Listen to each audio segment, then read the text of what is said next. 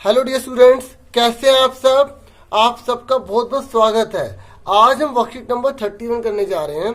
ये क्लास 6 की वर्कशीट रहेगी, ठीक है, और कंस्ट्रक्शन से रिलेटेड रहेगी, रचना से संबंधित रहेगी।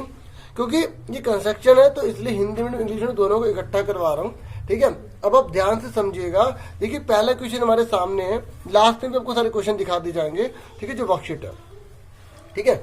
तो देखिए आपको बोला गया है कि आपको ना एक लाइन ड्रॉ करनी है, ठीक है, 7.5 सेंटीमीटर की, ठीक है, 7.5 सेंटीमीटर की। फिर उसको आपको क्या करना है, परपेंडिकुलर बाइसेक्ट उस पर बनाना है, यानी कि आपको लंब समद्वि भाजित करना है। देखो हिंदी में तो बिल्कुल क्लियर पता लग जाता है। सम मतलब होता है बराबर, द्वि मतलब होता है दो, भाजित मतलब बांटना, दो भागों में बांटना। मतलब आपको एक लाइन ड्रॉ करनी है, ठीक है, 7.5 की। फिर आपको उसको दो इक्वल पार्ट में डिवाइड कर देना है, दो बराबर भागों में बांट देना है। आपको सर ये तो आसान है, 7.5 डाला तो उसको हमने हाफ कर दिया, ठीक है, तो बहुत आसान है, बीच पे पॉइंट डाल देंगे। जैसे 10 है तो 10 का बीच पे पॉइंट डाला, 5 हो गया। आपको ऐसे नहीं करना, आपको कंपास के थ्रू जो है ना परपेंडिकुलर भी बना के दिखाना है, उस पर 90 डिग्री का एंगल भी बना के दिखाना है, ठीक है। कैसे बनाएंगे उसको अब हम सीखने जा रहे हैं। क्वेश्चन समझ में आ गया आप सबको। सबसे पहले हम क्या करेंगे, 7.5 सेंटीमीटर की ना एक लाइन ड्रॉ कर लेंगे, ठीक है। तो देखिए जैसे यहाँ ये 0 है तो यहाँ 7 है, ये 7.5 आ गया। तो हमने क्या करा, यहाँ पे 7.5 सेंटीमीटर की लाइन ये हमने जो है ड्रॉ कर दी, ठीक है। ये देखिए हमने ड्रॉ कर दी, ठीक है।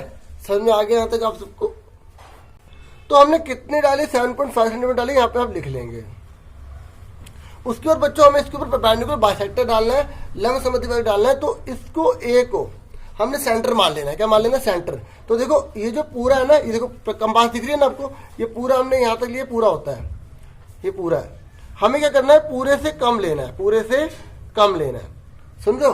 या ऐसा कह सकते हैं ये आधा है, आधे से ज्यादा लेना है। समझ में आ गया, मतलब हमें मोर देन हाफ लेना है, ठीक है। और जो टोटल है उससे थोड़ा सा कम लेना है। दोनों में से एक बात कोई भी सोच सकते हो, तो हम ये बोलेंगे मोर देन हाफ। क्या बोलेंगे, मोर देन हाफ, मतलब आधे से ज्यादा हमने क्या लिया, इसे सेंटर माना और ये हमने एक आर्क लगा दी ऐसे, ठीक है। तो आपको दिख रहा है ना, ये आर्क लगा दी, ऐसे हमने नीचे भी लगा देनी है, ठीक है। उसके बाद अब आपको इस कंपास को हिलाना नहीं है, जो आपने इसे सेंटर मान के करा था वही इसे सेंटर मान के आप करोगे। तो यहाँ पर आपने लगा देना है, ठीक है। माफ कीजिएगा थोड़ा सा वहां पे स्पेस नहीं था, है ना। तो देखिए ये हमने डाल दिया, ठीक है।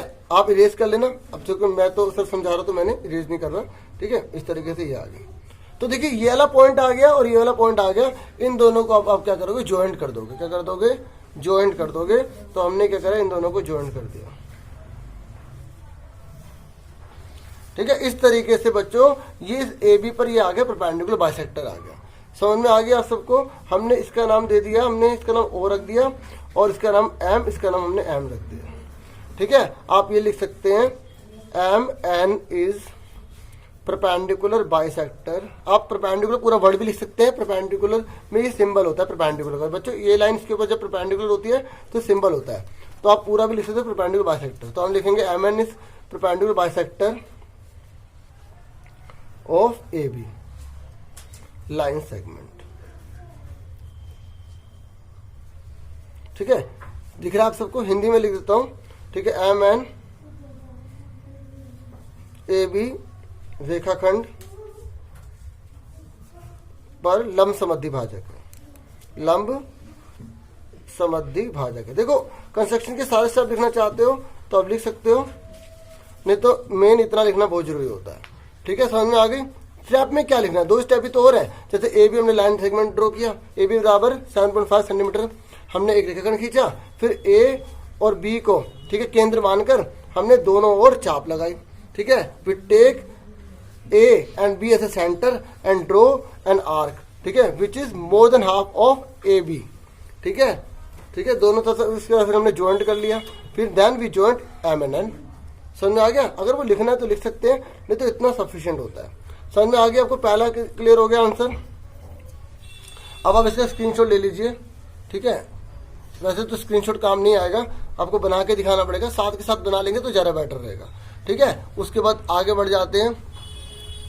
अब देखिए हमारा है सेकंड क्वेश्चन। देखिए अब सेकंड क्वेश्चन हम जो है इसके पीछे कर देते हैं, ठीक है। तो सेकंड क्वेश्चन क्या है, सेम है, फर्स्ट क्वेश्चन जिसने कर लिया सेकंड भी कर लेगा। क्या बोला है देखो, यहाँ पर खास बात थी, यहाँ कोई भी नेम नहीं दे रखा था, ए बी सी डी को देखा था नहीं, लिखा था ना, क्योंकि बता रहा है कि क्वेश्चन ऐसे भी आ सकता है और नाम लिख के भी आ सकता है। अब यहाँ पर आपको बोल दे कि सी डी, तो आपको सी डी ही लिखना पड़ेगा। समझे मेरी बात, सी डी 5.6 है, फिर सेम लिखा देखो परपेंडिकुलर बाइसेक्टर, यहाँ पर भी ये लिखा था परपेंडिकुलर बाइसेक्टर। ठीक है, मैं तो ये कहूंगा पहले वीडियो को रोक के खुद करना, फिर उसके बाद मैच कर लेना। इससे क्या होगा, आपको कंसेप्ट लेने का हाँ भी आपने करा है। ठीक है, तो मुझे पूरा विश्वास है आप करोगे, है ना। तो फटाफट देखिए, सबसे पहले जिन्होंने कर लिया वो मैच कर लीजिए एक बार, और जिन्होंने अभी थोड़ा क्लियर नहीं हुआ तो देख लीजिए, क्योंकि ये नहीं है कि नहीं आया तो बड़ी बुरी बात होगी, कुछ नहीं होता, हर चीज वक्त के साथ आ जाती है, बस ये आप सीख रहे हो, बहुत बड़ी बात है ना। तो देखिए सबसे पहले सीडी कितना खींचेंगे, 5.6 खींचेंगे, क्वेश्चन मैंने आपको दिखा दिया। ठीक है, तो 5.6 देखिए 0 से लेंगे तो ये हमने 5.6 ले लिया, 5 ये रहा और 5.5 ये रहा, थोड़ा सा आगे चले गए 5.6 पर आ गए। ठीक है, तो इसका नाम हमें क्या देना है, क्या मैं ए भी लिख सकता हूँ, नहीं लिख सकता, क्योंकि क्वेश्चन में हमें गिवन है कि आपको सी डी ही लेना है। ठीक है, 5.6 है तो हमने यहाँ पे 5.6 सेंटीमीटर ड्रॉ कर दिया। उसके बाद क्या बोला गया, परपेंडिकुलर बाइसेक्टर बोला गया, वही बोला गया कि हमने सी को जो है केंद्र मानकर, ठीक है, आधे से अधिक दूरी लेकर यहाँ चाप लगाया और नीचे चाप लगाया, ऐसे डी को केंद्र मानकर, ठीक है, हमने ऊपर और नीचे चाप लगाया। इस तरीके से हमें जो दो बिंदु प्राप्त हुए, हमने उन दोनों जो पॉइंट्स हैं उनको क्या कर दिया, ठीक है, ज्वाइंट कर दिया। अब देखो यहाँ पर तो बोला नहीं था कि उसका नाम क्या लिखना है, यहाँ लिखा है कि जो परपेंडिकुलर बाइसेक्टर उसका नाम दे रखा है, क्वेश्चन में नहीं दे रखा, तो हमने इसको एम मान लिया, इसको एन मान लिया। ठीक है, और इसका नाम हमने ओ दे दिया। समझ में आ गई। देखो परपेंडिकुलर का मतलब तो इधर से आप मापोगे ना डी से, तो 90 निकलते हैं। ठीक है, अब देखो सेम लाइन आपको जैसे मैंने लिखी थी ना, एम एन ए बी रेखाखंड पर लंब समद्वि विभाजित है ना, ऐसी M N is perpendicular bisector of A B line segment. ठीक है ना, तो ए बी लाइन सेगमेंट पर क्या परपेंडिकुलर बाइसेक्टर है, तो आप ये ए बी बाद में भी लिख सकते हैं, कोई दिक्कत नहीं है। ठीक है, तो बिल्कुल सेम लाइन आपको यहाँ पर भी इसमें भी लिखनी है। ठीक है, लिख लोगे ना अपने आप। ठीक है, तो सेम ही है, बस आपको जहां मैंने यहाँ ए बी लिखा है आप क्या लिख देंगे, सी डी लिख देंगे। ठीक है बच्चों, ये मैंने हिंदी में और इंग्लिश में लिख दिया, आप उतार लेना। ठीक है, एक बात और आपको बताऊंगा, देखिए यहाँ पर आप ना एरो बना लीजिएगा। ठीक है, क्योंकि हम ये मान लेते हैं रेखा है जो दोनों तरफ जाते हैं। देखो मैं आपको एक और बार बता दूं कि देखो अगर हम जैसे एम एन लिखते हैं और यहाँ पर हम खाली ये एरो डाल देते हैं, इसका मतलब किरण से होता है, और अगर हम इसके ऊपर दोनों तरफ एरो बनाते हैं तो इसे रेखा कहते हैं, इंग्लिश में लाइन कहते हैं, इसको किरण को बोलते हैं रे। ठीक है, और ये दोनों तरफ एरो होता है तो उसको हम बोलते हैं लाइन। और अगर हम इसके दोनों बिंदु बना देते हैं या केवल हम इसके ऊपर लाइन डाल देते हैं ऐसे, तो वो लाइन सेगमेंट कहलाता है। क्या कहलाता है, लाइन सेगमेंट, मतलब जिसके निश्चित बिंदु होते हैं, हिंदी में रेखाखंड कहते हैं, ये एक्स्ट्रा चीज है। ठीक है, रेखाखंड कहते हैं। ठीक है, ये एक मात्रा है। ठीक है, तो यहाँ पर आप एरो इसके ऊपर नीचे बना देना और यहाँ पर भी आप एरो लिख देना, और ये जो हमने पहला क्वेश्चन करा है ना, तो इसके ऊपर भी आप यहाँ एरो बना देना। ठीक है, और यहाँ पर आप जो एम एन लिखोगे ना, इसके ऊपर ऐसे एरो में बना देना, ऐसे करके। ठीक है, समझ में आ गई। अब फटाफट हम देख लेते हैं जो थर्ड क्वेश्चन हमारा कौन सा है। देखिए जो थर्ड क्वेश्चन है ना, उसमें बोला गया एक रेखाखंड दे रखा है 12 सेंटीमीटर। अब देखो आपको एक लाइन सेगमेंट दे रखा है 12 सेंटीमीटर, यहाँ पे नहीं बताया कौन से लाइन सेगमेंट, आपको नाम नहीं दे रखा, कुछ भी ले सकते हो। लेकिन यहाँ पर एक बात और बोल दी कि कंपास और रूलर का यूज करके आपको 4 इक्वल पार्ट में डिवाइड करना है। ये मोस्ट क्वेश्चन एग्जाम में बहुत बार आ चुके हैं बच्चे। ठीक है, आपको 4 बड़े भागों को बांटना है, तो फटाफट देख लेते हैं। देखिए क्वेश्चन नंबर 3 करने जा रहे हैं। सबसे पहले हम क्या करेंगे, हम ए बी ले लेते हैं। ठीक है, कुछ नहीं दे रखा तो ए बी नाम ले लेते हैं। तो ए बी कितना ड्रॉ करना है आपको, 12 सेंटीमीटर ड्रॉ करना है। ठीक है, थोड़ा ऊपर का स्पेस देके ही करना, कहीं अगर आपने पूरा ऊपर कर लिया तो फिर कहाँ पे आप उसको बाइसेक्ट करोगे। समझे मेरी बात। तो देखिए हमने 12 सेंटीमीटर की लाइन ड्रॉ कर ली। ये देखिए हमने 12 सेंटीमीटर की लाइन ड्रॉ कर ली, दिख रहा होगा आप सबको। ठीक है, तो ये ए और इसका नाम दे दिया हमने बी। ठीक है, ये कितना है 12 सेंटीमीटर की हमने लाइन ड्रॉ कर दी। अब इसका क्या करेंगे, बाइसेक्ट करेंगे, वही मोर देन हाफ, ये पॉइंट पे रखा। ठीक है, इसके सेंटर को मान लिया। ठीक है, और मोर देन हाफ मतलब आधे से ज्यादा लिया, यहाँ पे एक आर्क लगाई। ठीक है, दिख रहा है आपको कि हमने आर्क लगा दी। उसके बाद हमने नीचे जो है आर्क लगा दिया इसे। ठीक है, उसके बाद हमने यहाँ से सेंटर लिया। ठीक है, तो हमने यहाँ पर एक आर्क लगा दी, उसके बाद हमने यहाँ पर भी आर्क लगा दी। ठीक है, अब हम क्या करेंगे, इसको ज्वाइंट कर लेंगे। क्या कर लेंगे, ज्वाइंट कर लेंगे। ठीक है, आप देखिए इसको हम ज्वाइंट कर लेते हैं। तो जब हम इसे ज्वाइन करेंगे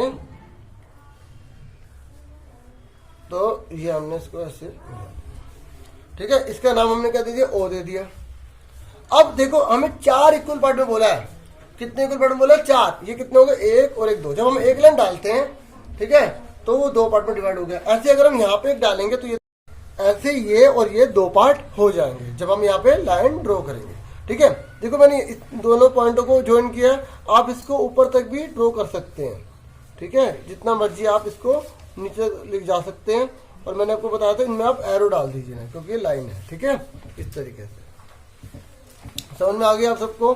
अब आपको क्या करना है, इसे 4 इक्वल पार्ट में डिवाइड करना है। तो अब आप सोचिए केवल इतनी ही लाइन दे रखी है आपको, आप इसका बाइसेक्ट कीजिए, यहाँ पर रखा, ठीक है, मोर देन हाफ ले लिया, ये आधे से ज्यादा लिया, यहाँ आग लगाई और यहाँ आग लगाई, ऐसे यहाँ रखा, यहाँ आग लगाई और यहाँ आग लगाई, ठीक है। और इसको आप क्या कर दीजिए, ज्वाइन कर दीजिए उस तरीके से, ठीक है। ऐसे ही इसका कीजिए, यहाँ आग लगाई, यहाँ आग लगाई और यहाँ आग लगाई और यहाँ आग लगाई।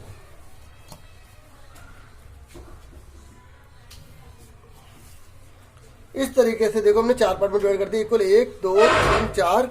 तो इसका हमने नाम क्या दे दिया, हमने देखो इसका नाम तो हम वही देख देते हैं, यहाँ पर M और इसका नाम हमने N लिख दिया, ठीक है। और इसका नाम हमने क्या लिख दिया बच्चों, यहाँ पर हमने लिख दिया P, इसको लिख दिया हमने Q, ठीक है। तो हमें क्या बोला था ना, 4 इक्वल पार्ट, तो हम लिख देंगे। तो in this way we get 4 equal part of line segment. कौन सी लाइन सेगमेंट है, ए बी। कौन कौन से इक्वल पार्ट आ गए, ए पी।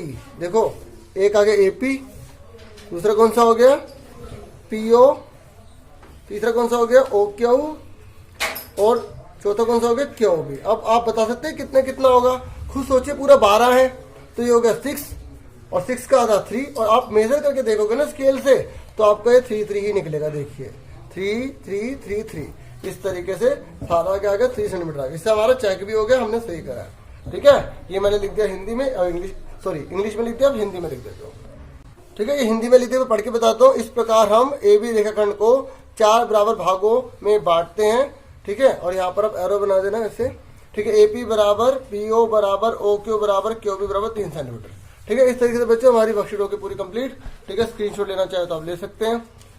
आपसे फिर मिलेंगे एक नेक्स्ट वीडियो में, अपना पूरा ध्यान रखना। Thank you for watching and listening carefully. Take care sir dear students.